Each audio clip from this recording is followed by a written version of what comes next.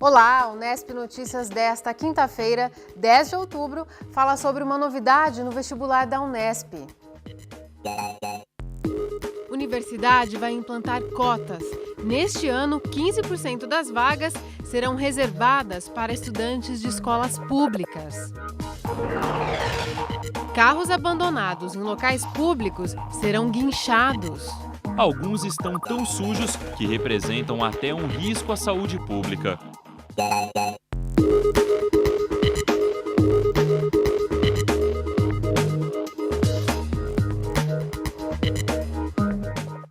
Carros abandonados em ruas e avenidas de Bauru são um problema para o trânsito e trazem riscos à saúde da população. Hoje, cerca de 240 veículos sem uso estão espalhados pela cidade. Para resolver o problema, a Câmara Municipal aprovou uma lei que permite o recolhimento desses carros. Os donos já começaram a ser avisados e terão que tomar providências.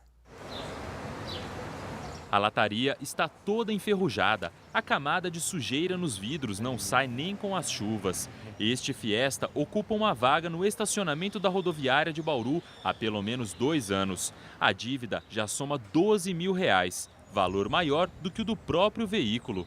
O carro já virou parte até da paisagem dos taxistas. Isso daí já é cartão postal da cidade. Apesar que a rodoviária nossa aqui já está um verdadeiro cartão postal da cidade, sabe? Ele é um dos 240 veículos abandonados pela cidade, um verdadeiro transtorno. Alguns estão tão sujos que representam até um risco à saúde pública. Primeiramente, nós temos o problema de vigilância sanitária, que é criadouro de mosquito. Temos o problema no trânsito, que é a fluidez da via, pessoas que utilizam o veículo para guardar objetos, drogas. Então, é um veículo que encontra-se em situação complicada para quem usa a via de trânsito. No fim de agosto, a Câmara aprovou uma lei que permite o recolhimento dos veículos abandonados nas ruas e avenidas de Bauru. Vamos ver se ele está há mais de 5 dias no local, sem motor, sem pneu, com vidro quebrado, sem objeto ou só mesmo a carcaça, só a lataria dele.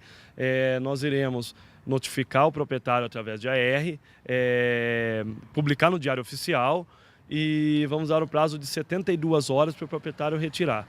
Quem não providenciar um guincho vai pagar multa de R$ 938. Nesses casos, a Indurb e a Polícia Militar vão recolher o carro para o pátio do Detran e os custos só aumentam. A diária no pátio fica em R$ 30 e o dono ainda vai ter que pagar o guincho que levou o carro para lá, que custa pelo menos R$ 220.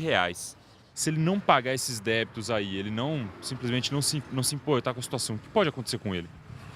O veículo primeiramente vai ser leiloado, não arcando as custas dos débitos do veículo, ele vai ser acionado através do Estado e através do IPVA ele será notificado e incluído no CADIM. Inclusão no CADIM significa o quê? A pessoa fica restrito a algumas situações através do CPF dela. Não faltam na cidade exemplos de veículos abandonados nas vias públicas. No Jardim Ferraz, Zona Oeste, este ônibus velho enferruja a céu aberto.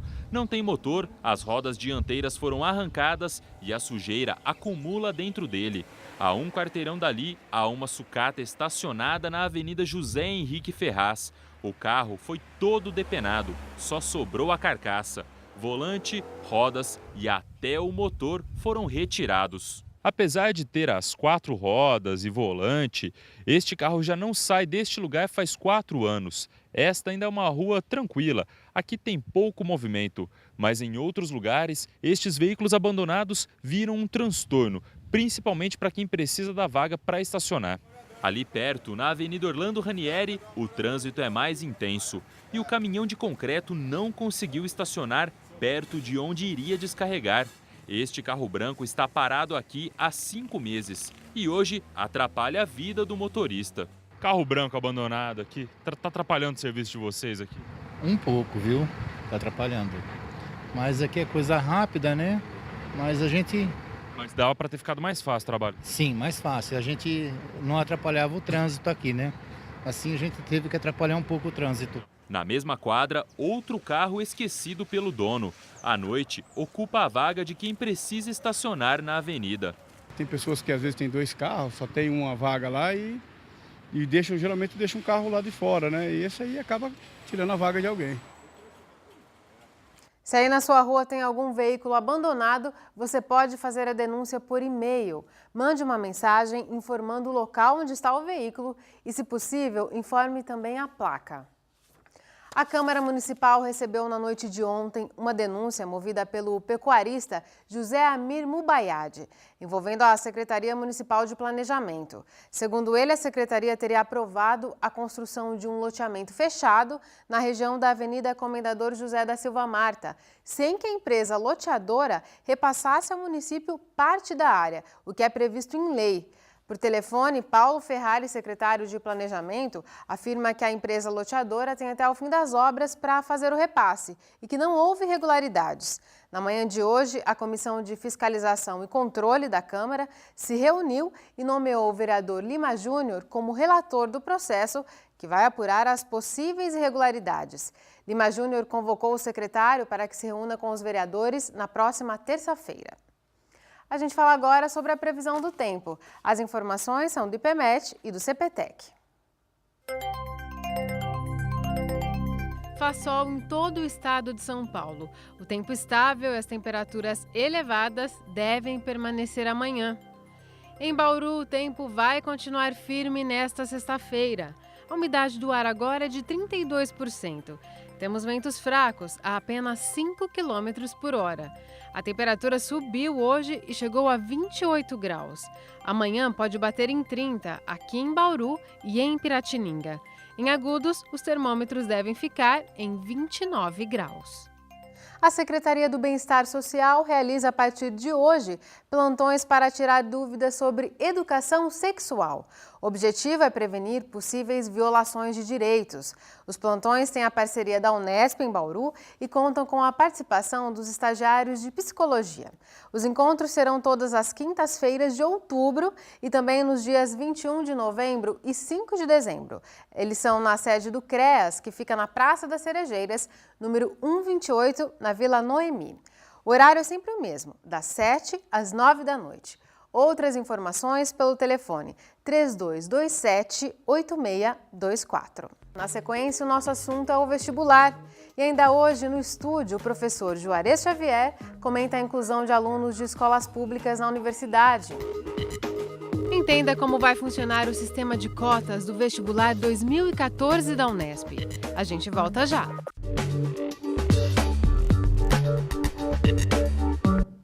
Estão abertas 356 vagas de intercâmbio internacional para os alunos dos Centros de Estudos de Línguas do Governo do Estado. São vagas para cursos intensivos de 20 dias na Inglaterra, França ou Argentina. E o melhor de tudo, é de graça. Desde a emissão do passaporte e do visto até o transporte, a alimentação e a estadia. As inscrições vão até amanhã. O Centro de Línguas em Bauru fica na Escola Cristino Cabral, na Rua Gerson França. Agora o Unesp Notícias abre espaço para falar sobre o vestibular 2013 da Unesp. As inscrições estão abertas.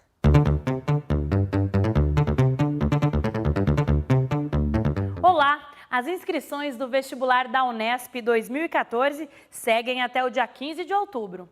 Fique atento ao preenchimento da ficha de inscrição. Você deve indicar a opção de curso, a cidade onde deseja realizar as provas, além de dados pessoais e endereço para correspondências. A ficha também inclui um questionário socioeconômico. E neste ano há uma novidade. Existe reserva de vagas para candidatos que tenham feito todo o ensino médio em escola pública e também para vestibulandos negros, pardos e índios. É só declarar essas informações, que são de total responsabilidade do estudante e devem ser comprovadas na matrícula dos aprovados. E para não ter erro, a dica é ler com atenção o manual do candidato. Ele está disponível no site da VUNESP, www.vunesp.com.br.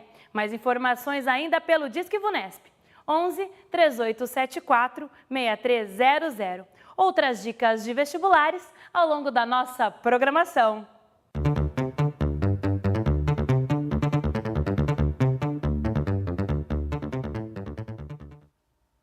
Pois é, você acabou de ouvir que neste ano terão início as metas de inclusão de alunos que estudaram na rede pública. Em 2014 serão 15%. A intenção é de que daqui a 5 anos, em 2018, metade dos alunos de cada curso da Unesp tenha concluído o ensino médio nas redes municipal ou estadual de ensino. Mariane é aluna do cursinho Princípia, oferecido de graça na Unesp em Bauru. Ela passa pelo menos 8 horas do seu dia envolvida com a preparação para o vestibular. Tudo isso para conseguir cursar uma universidade, já que ela sempre estudou na rede básica pública de ensino. Qual a importância de ter sistema de cotas?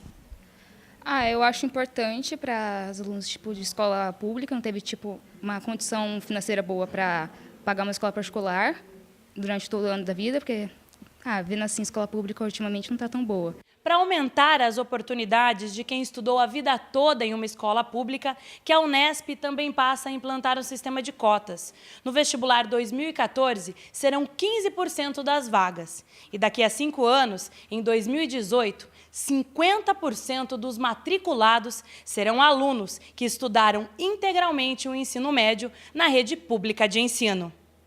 As metas de inclusão serão gradativas. 15% em 2014, 25% em 2015, 35% em 2016, 45% em 2017 e, finalmente, 50% em 2018. Hoje, 41% dos alunos matriculados na Unesp já são de escola pública. De acordo com o vice-presidente do campus em Bauru, houve uma mudança no entendimento da universidade sobre o sistema de cotas. Eu acho que foi, em primeiro, um desejo político do próprio governo do Estado, do governador do Estado, e também eu acho que as mentalidades vão mudando na própria universidade. A gente começa a ter na universidade pública um grupo de estudantes que talvez muitos cursos não tivessem. Neste ano, das 6.000 vagas, 1.134 são para o sistema de reserva de vagas. Deste total, 35%, que correspondem a 391 vagas, serão para estudantes que se declararem pretos, pardos ou indígenas. É o chamado SRVBP-PPI, Sistema de Reserva de Vagas para a Educação Básica Pública. As 743 restantes são para os demais estudantes da escola pública, que se encaixam no SRVBP. Os candidatos que se beneficiam com as cotas também concorrem com os demais vestibulandos que não disputam as vagas reservadas. Então, é preciso ficar atento ao preenchimento da ficha de inscrição. Para a universidade, a novidade requer mais investimentos do governo do estado. Nós vamos precisar ter mais bolsas e nisso o governo do estado vai ter que nos ajudar, porque não adianta só se dar um espaço para esse estudante na universidade. Ele tem que ser mantido na universidade, porque senão ele não vai ter condições, principalmente naqueles cursos que não são noturnos.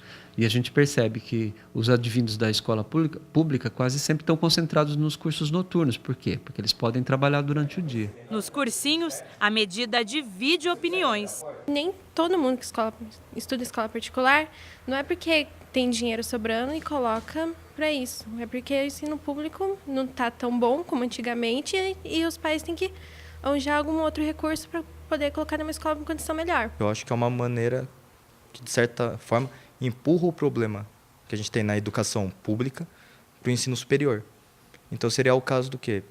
Vamos dar a base no ensino fundamental, no ensino médio, para que, sem que haja necessidade de cotas, os alunos consigam ingressar numa universidade pública. Qual que é o problema? Entra o sistema de cotas, muitas vezes os alunos não conseguem acompanhar o ritmo de uma universidade pública. Vamos agora para um rápido intervalo, mas no próximo bloco a gente continua com este assunto. O professor da Unesp, Juarez Xavier, fala com a gente ao vivo. Não saia daí.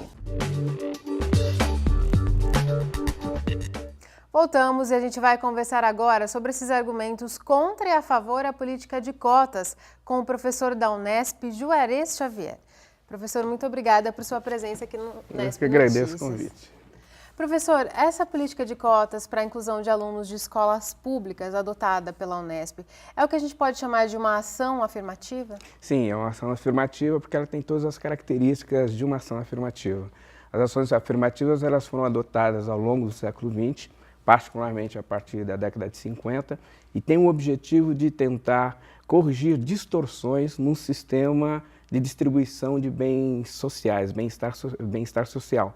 Educação, saúde, alimentação, transporte, moradia, e nesse caso específico do Brasil, no caso da educação. E esse viés adotado pela Unesp, que é o viés social, né? Alunos vindos de escolas públicas, na sua visão pessoal, é o caminho mais adequado? É um dos caminhos, e possível e positivo. Eu tenho advogado nesses últimos 20 anos a necessidade de você também adotar, ao lado das cotas sociais, cotas étnicas raciais. A distorção de ingresso no sistema educacional do Brasil é tão grande, no sentido de excluir a grande maioria daqueles setores que, ou por razões étnicas, raciais ou econômicas, não ingressam na universidade. É tão profunda essa distorção que faz-se necessário, na minha avaliação, a necessidade de você ter, ao lado das políticas de cotas baseadas em questões sociais, também étnicas, raciais. Uma parte, como a gente viu na reportagem, o ano que vem serão 15%, né? Vai ser escalonado essa porcentagem de alunos de escolas públicas. No ano que vem serão 15% e 35% dessas vagas, que na reportagem a gente usou o número absoluto, mas são 35%, serão destinados para a PPI, que são afrodescendentes, indígenas e pardos. Sim. Por esse caminho já atende um pouco essa sua defesa, né, professor, Sim. de cotas raciais? Sim, atende parcialmente. Os estudos mostram que todas as políticas universais de inclusão adotadas na educação não foram suficientes para incluir essa população. Então, com o passar do tempo, a tendência é você aumentar o percentual de participação de pretos, pardos e indígenas, para que eles possam, de fato, ter a participação na universidade numa proporção relativa ao que se tem da sua presença na sociedade. E essas características são autodeclarativas, né? Sim. O vestibulando, na hora de preencher a ficha de inscrição. Sim, o que é muito positivo, né? Tira do Estado a responsabilidade da classificação, mas dá ao aluno, o beneficiário do sistema, a responsabilidade na autoclassificação. Há um aspecto importante que o último censo do IBGE mostrou isso. A autoidentificação tem aumentado bastante para a população preta, parda e indígena, como parte das ações políticas dos movimentos sociais. Então, cada vez mais os movimentos sociais negros têm apontado a necessidade dessa autoidentificação. Então, é um aspecto positivo do ponto de vista da educação. Professor, em relação aos argumentos contrários, de que essa política de cotas, na verdade, ela distorce a necessidade de que se invista na educação pública e não tente corrigir isso na última etapa, que é o ensino superior. Tem aspectos que são importantes. Assim. A primeira questão fundamental é que não há contradição entre você adotar medidas universais e medidas pontuais. Medidas universais de melhorar a qualidade do ensino de forma generalizada e medidas e políticas pontuais, que são as cotas étnico-raciais. Então, o primeiro aspecto é que não há contradição em se adotar os dois mecanismos. Alguns países fizeram isso com muito sucesso. Segundo aspecto importante, tem que se levar em consideração que a diversidade na universidade é importante. A diversidade é importante porque ela leva à modificação do ensino, à modificação da extensão, à modificação da pesquisa e cria uma coisa fundamental no processo de criação, inovação e reflexão intelectual, que é a diversidade intelectual. Essa diversidade ela motiva a universidade a caminhar em direção da sua missão social, que é atender à necessidade de superação dos problemas sociais. Quer dizer, isso é importante que você disse, né, Juarez? Uma medida não exclui a outra. Pelo contrário. Investimento. Acaba uma incentivando a outra. E as pesquisas também têm demonstrado que no ensino superior é que você tem condições de criar mecanismo de mobilidade vertical. Então, chegar no ensino público de qualidade universitário é fundamental para que haja essa mobilidade vertical. E o fato de esse aluno ser acusado de que não teria formação suficiente para acompanhar os estudos? A universidade ela é chamada a resolver problemas. Então, esse é mais um problema que a universidade precisa resolver. A questão concreta é que essa discussão não pode se restringir à universidade. É necessário que se faça com a sociedade, se faça com os gestores de políticas públicas, se faça com aqueles que ingressam na universidade para pensar o melhor mecanismo. Acho que o grande problema é que as pessoas não entraram num debate mais amplo sobre a questão das cotas, porque ela ainda está muito restrita a um público pequeno, ao público acadêmico. O ideal seria que todos os debates acerca de cota fossem discutidos com a sociedade, em fóruns democráticos, fóruns amplos, que a sociedade entendesse a importância das cotas. Que as cotas não beneficiam os negros, pardos e índios. A rigor, as cotas beneficiam a sociedade. Então, esse debate seria importante ser feito com toda a sociedade, em todos os segmentos sociais. Não é só um papel da universidade, mas a universidade vai ter que se preparar agora para receber esses alunos, né? Com mais infraestrutura, mais bolsas de moradia, inclusive, Sim. né? Vai ter que ter uma política de permanência mais eficiente, né? Porque você tem um novo aluno com uma nova mentalidade na sala de aula, o que implica repensar os mecanismos didático-pedagógicos. Você vai ter esses alunos envolvidos em projetos de extensão. A tendência é que esses alunos tenham maior empatia e adesão a projetos com vinculações sociais. E você vai ter também um outro tipo de aluno no processo de pesquisa, de organização de pesquisa, que tenderão a problematizar questões mais próximas do seu universo.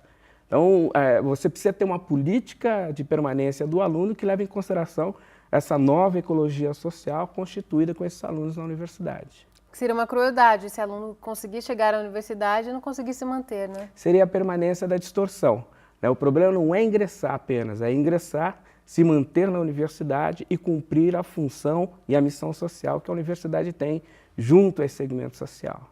Professor, muito obrigada por sua participação aqui no Unesp Notícias, Agradeço ampliando esse debate. Obrigado. E você que vai prestar vestibular a partir desta segunda-feira, não pode perder o Unesp Notícias. Todos os dias vamos dar dicas para você se preparar bem para as provas mais disputadas. A gente fica por aqui hoje. No nosso site você pode rever as nossas reportagens e conhecer toda a nossa programação. A gente se vê amanhã. Tchau!